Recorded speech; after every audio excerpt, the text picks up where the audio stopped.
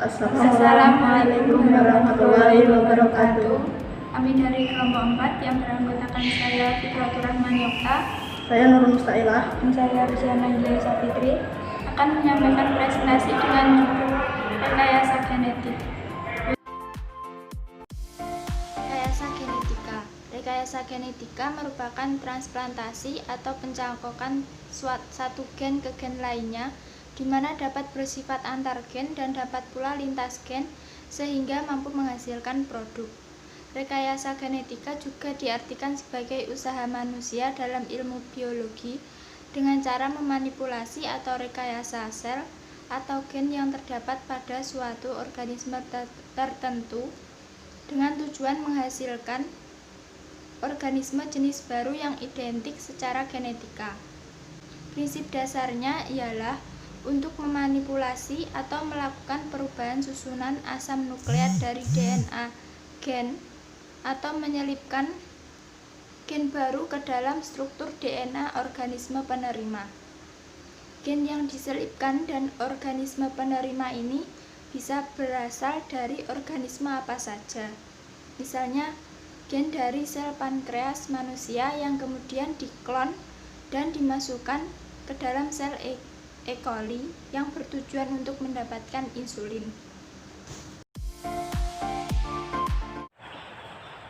Sejarah perkembangan genetika sebagai ilmu pengetahuan dimulai menjelang akhir abad ke-19 ketika seorang biarawan Austria bernama Georg Johann Mendel berhasil melakukan analisis yang cermat dengan interpretasi yang tepat atas hasil-hasil percobaan persilangannya pada tanaman kacang ercis atau Pisum sativum. Sebenarnya Mendel bukanlah orang pertama yang melakukan percobaan persilangan, akan tetapi berbeda dengan para pendahulunya yang melihat setiap individu dengan keseluruhan sifatnya yang kompleks. Mendel mengamati pola pewarisan sifat demi sifat sehingga menjadi lebih mudah untuk diikuti. Dedukasinya mengenai pola pewarisan sifat ini kemudian melandasi landasan utama bagi perkembangan genetika sebagai suatu cabang ilmu pengetahuan, dan Mendel pun diakui sebagai bapak genetika. Selanjutnya, pada awal abad ke-20 ketika biokimia mulai berkembang sebagai cabang ilmu pengetahuan baru, para ahli genetika tertarik untuk melakukan lebih dalam tentang hakikat materi genetik, khususnya mengenai sifat biokimia.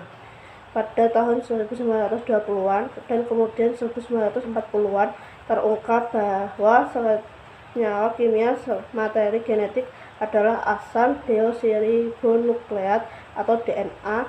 Dengan ditemukannya model struktur molekul DNA pada tahun 1953 oleh D.C. Waston dan V.C.H. Crick, dimulainya era genetika yang baru, yaitu genetika molekuler. Genetika pada saat ini berkembang pesat.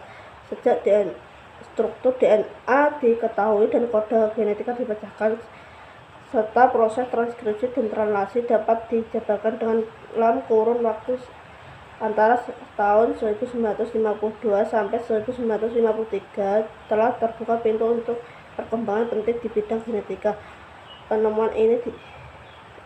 Penemuan di atas diikuti periode antiklimaks ketika beberapa ahli biologi molekuler antara tahun 1971 sampai 1973 berhasil melakukan rekayasa genetika seperti pemotongan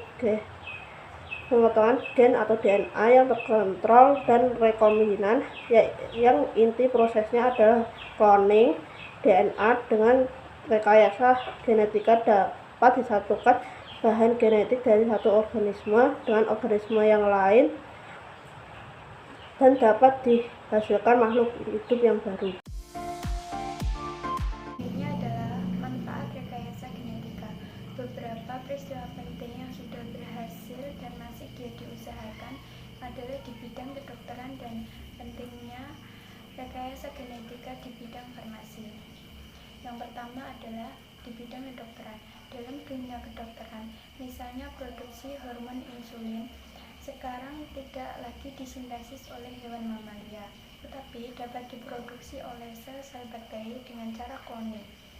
ADN mamalia yang mengkode sintesis yang mengkode sintesis hormon insulin.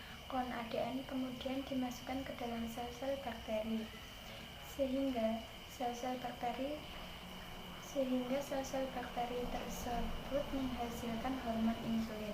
Yang kedua adalah manfaat rekayasa genetika di bidang farmasi. Dalam dunia farmasi, gen mengontrol sintesis obat-obatan.